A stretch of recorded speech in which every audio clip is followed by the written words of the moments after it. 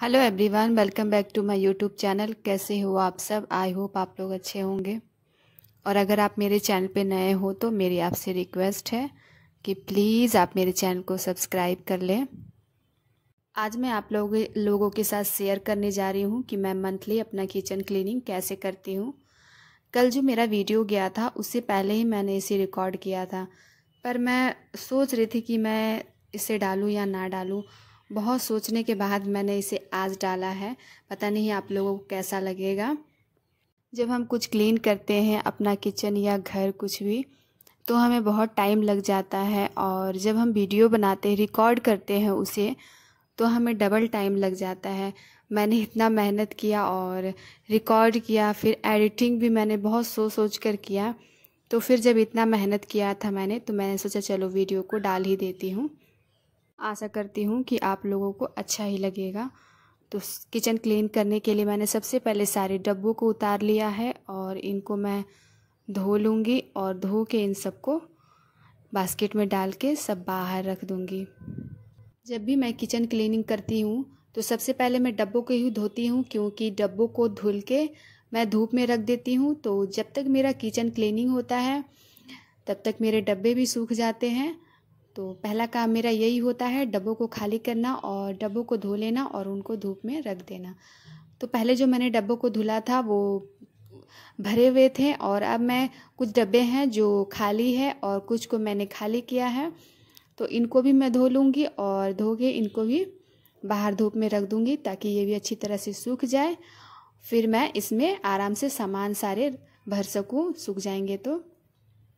और मेरे हाथ में चोट लगने की वजह से मैं बर्तन नहीं धो पा रही थी, जिसकी वजह से मेरी तवा की हालत ख़राब हो चुकी है। तो मैं उसे रगड़ रगड़ के धो रही हूँ, क्योंकि बेटी और हस्बैंड ही धोते थे तो उनसे उतना नहीं हो पाता था, और जितना वो कर पाते थे। तो बर्तन सारे डब्बे सारे मैंने रख दिए बाहर। तो अब मैं झाड़ लूँगी जितने भी झाले तो रहते नहीं हैं ज़्यादा। अभी ये धूल धक्कड़ जो थोड़े बहुत हैं झाड़ लूँगी, और उसके बाद सारा सामान जो 2-4 आपको दिख रहे हैं ये भी मैं अभी थोड़ी देर में बाहर ही निकाल दूँगी।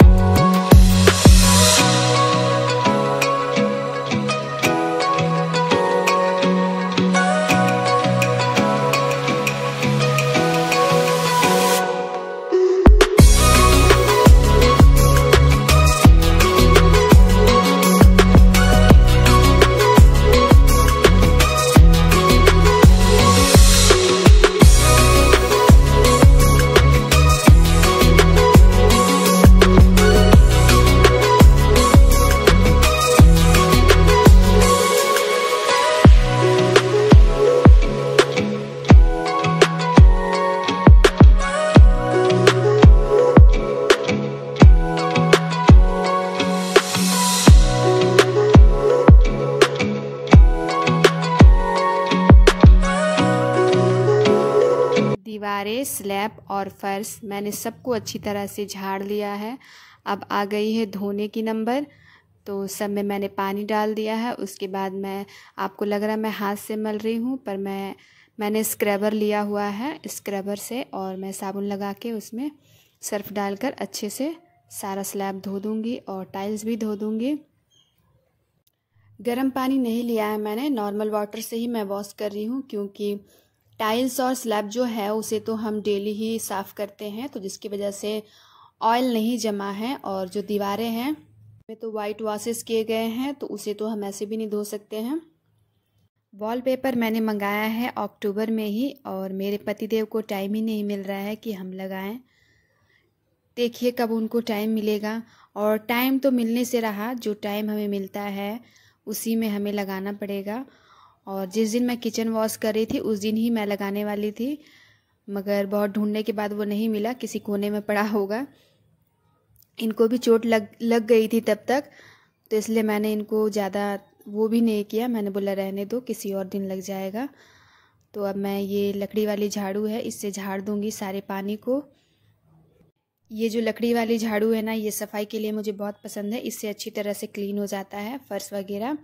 तो मैं इसी से झाड़ देती हूँ जब धोती हूँ। तो इससे धोने के बाद मैं वाइपर मार देती हूँ। मगर ये जो किचन का हमारा फर्श है, ये थोड़ा उबड़ खाबड़ है, तो इसमें वाइपर नहीं चल पाता, तो इसलिए मैं झाड़ू से ही कर देती हूँ और उसके बाद मैं पोछा लगा देती हूँ। स्लैब धोने के बाद अब मैं फ़र्श भी धो दूँगी अच्छी तरह से।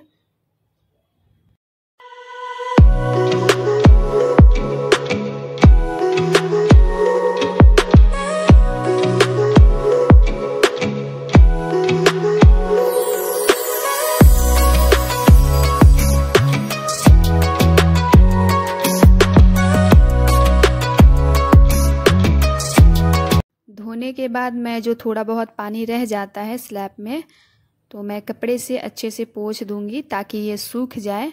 और वैसे भी इस क्वार्टर में नमी बनी रहती है और फर्श जल्दी से सूखता नहीं है, फ़ैन चालू करना पड़ता है मुझे। गर्मियों में तो सूख जाता है, पर अभी सर्दियों में नहीं सूख रहा है, थोड़ी नमी बनी रहती है। पर किचन में तो फ़ैन है नहीं कि मैं चालू कर दूंगी, तो इसलिए मुझे इसे अच्छे से पोंछना पड़ता है ताकि ये जल्दी से सूख जाए और मुझे खाना बनाने में प्रॉब्लम ना हो। गीला गीला सा रहता है तो अच्छा नहीं लगता है। अब मैं थोड़ा सा कॉलिन डाल के इसे फिर से साफ़ कर दूंगी, पोंछ दूंगी। हमें अपना किचन हमेशा क्लीन रखना चाहिए। ओनली किचन ही नहीं, हम जहाँ रहते हैं उस हर एरिया को साफ़ सुथरा बना के रखना चाहिए। और देखिए टाइल्स मेरी कितनी चमक रही है। किचन अगर साफ़ रहे तो हमारा मन लगा रहता है काम करने में, हम आराम से खाना बना सकते हैं। ऐसा मेरे साथ होता है। अगर मेरा किचन गंदा हो तो मैं बिल्कुल भी काम नहीं कर पाती हूँ, मेरा दिमाग पूरा डिस्टर्ब हो जाता है। जब तक उसे मैं साफ़ ना कर लूँ, मैं खाना बनाते बनाते भी अपना किचन साफ़ करते रहती हूँ। अगर थोड़े बहुत आटा गिर जाए या तेल के छींटे पड़ जाए टाइल्स में सब्ज़ी बनाते बनाते, मैं तुरंत के तुरंत साफ़ करती रहती हूँ। ये बोलेंगे कि बनाने के बाद साफ़ कर लेना, पर मुझे एक बीमारी सी है कि मैं गंदगी देख नहीं सकती हूँ। तो अगर एक भी तेल के छींटे चल जाए तो मैं उसे तुरंत पोंछती हूँ, फिर हाथ धोती हूँ, फिर मैं बनाती हूँ। और मैं छींटे नहीं देख सकती हूँ, तो इसलिए मैं ओनली मंथली में ही नहीं, मेरा जब मन करता है और जब मुझे डब्बे गंदे दिखते हैं या कोई एरिया मुझे दिखता है कि यहाँ धूल वूल हो गए हैं, तो मैं साफ़ करती रहती हूँ। तो अब मेरा किचन क्लीन हो चुका है अच्छी तरह से, और 2-4 जो बर्तन थे मैं उनको धो लूँगी।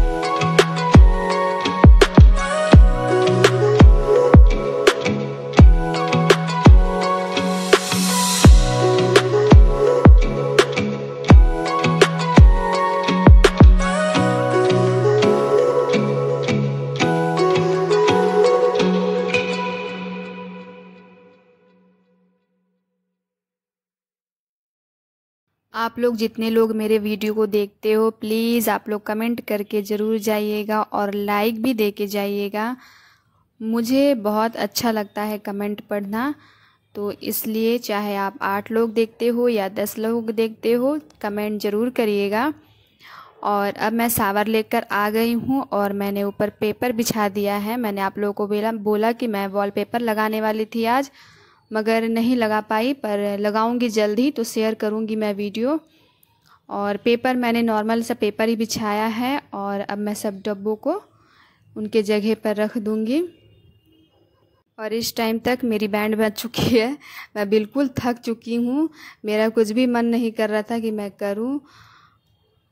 किचन साफ़ करने के बाद मैं 10 मिनट तक बैठ गई थी, बॉटल में पानी लेके मैंने आराम से पानी पिया है। उसके बाद आराम से मैं बैठी हूँ 10 मिनट। उसके बाद मैं गई थी शावर लेने के लिए और अब आके मैंने सारे डब्बों को लगा दिया है। जहाँ से मैं सामान ले गई थी उनको वहाँ पर रख दिया है।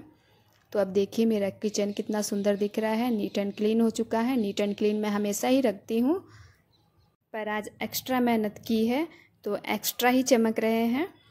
तो अगर आप लोगों को मेरा ये वीडियो अच्छा लगा हो तो फैमिली फ्रेंड में ज़रूर शेयर करिएगा।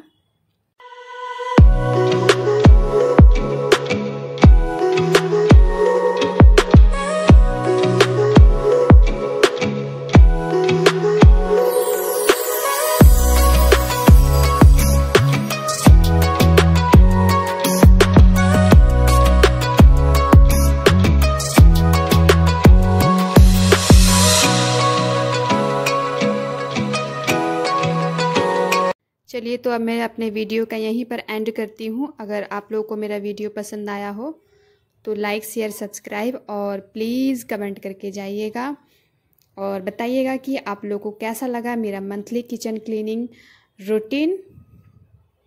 आशा करती हूँ कि आप लोगों को अच्छा ही लगा होगा, पसंद आया होगा।